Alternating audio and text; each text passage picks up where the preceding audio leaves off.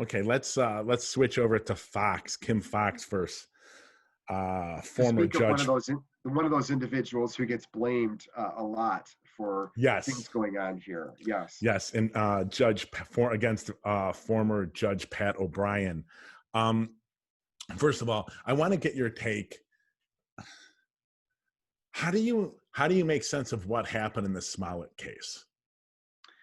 I Right? can't make sense of it. Yeah. And first of all, everybody knows we're talking about the state's attorney, right? In Cook County, Kim Fox. Yes. And she was elected as a reformer 4 years ago, up for re-election, and she's really been haunted for what, the last year and a half, or has it been longer? It seems like it's been going on my whole adult life at this point.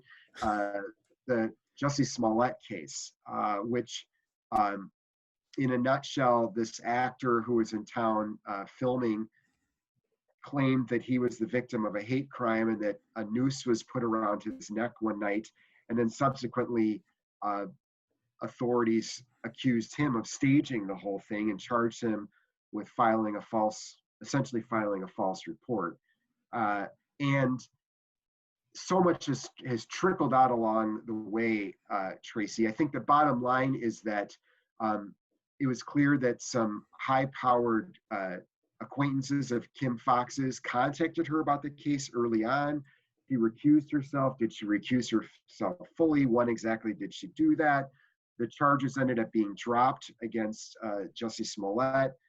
And he basically didn't have to admit any kind of responsibility for this incident. So not only did he not serve any time, but he, which some people were calling for, others of us think that would have been absurd, but he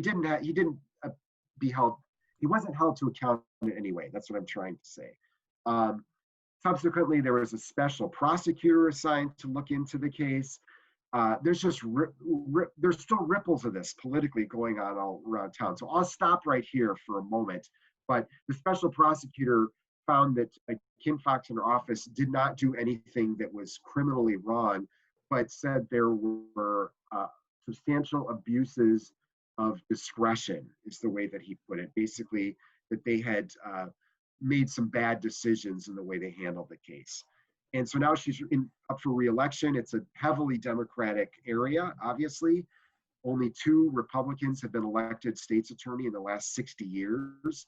So I still think it would be very unlikely that she will be upset, but it's a strange year. And her opponent, whether you like him or not, he does, he has credentials. So he's not someone you can just brush aside as merely a warm body. So it's a very interesting scenario for Kim. I agree. I have dealt with her people. I will say I thought the case was bungled top to bottom, especially by her people. She should have never taken those calls, in my opinion, because you never know where a case is going to go.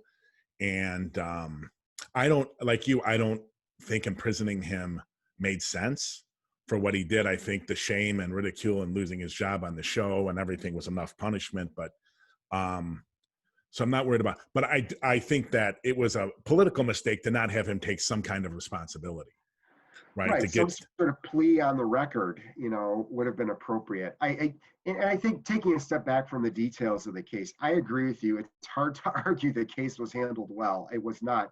Kim doesn't even argue that it was handled well. She admits that she bungled it. However, I interviewed her. Many others have interviewed her. I just don't think that we all fully understand exactly what all happened. So I think that both as a public official who needs the trust of she needs the trust of the public, particularly with the tough job that she has, and as a political figure running for re-election, I think that she really made a big mistake by not stepping forward early or even today and just explaining the whole case from start to finish, taking everybody's questions, answering them, just have a press conference, air the whole thing out. Why they won't do that, I just find deeply frustrating. I know a lot of people who support her reform agenda who are also frustrated and feel that her bungling of this one case There's thousands of cases that our office has handled. This is one case, so it's totally been blown out of proportion. But yet it potentially imperils the whole reform agenda because it hasn't had enough sunlight on it. So, I'm tired of the case, Tracy, So but it's become important because it's come to symbolize people's trust in this office holder and her office. And I agree that it's like totally out of proportion, but I also agree that like she needs to do more to deal with it, and she just botched it.